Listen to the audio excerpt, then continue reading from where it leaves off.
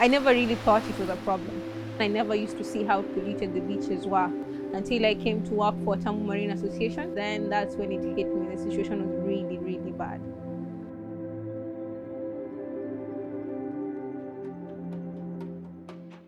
My main role is educating both community members and schools so much on the value of waste. Waste is something that is cheap, constantly available. So how we operate that EcoWorld, Watamu Recycling Center, is we show the people the money behind the waste. We carry out beach cleanups, which are normally funded by the tourism industry. The hotels are the ones that are paying to fund the work that the community members do. Cleaner beaches means good business for them because it attracts more and more tourists. All that waste is brought to our recycling center.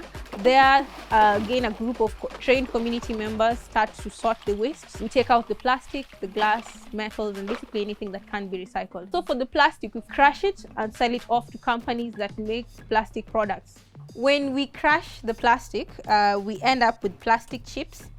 And these ones tend to fetch a lot more cash than when you just sell uncrushed plastic. It's actually value addition. The more you transform or add value to your waste, the more money it fetches. The money that we get from that, on top of the money that the tourism industry is giving us, is what we plow back again to the project to be able to pay the community members that go out to clean the beach. What we are hoping to achieve is a circular economy whereby the waste is brought in, transformed into something else, sold off, the money comes back to help keep the whole process sustainable.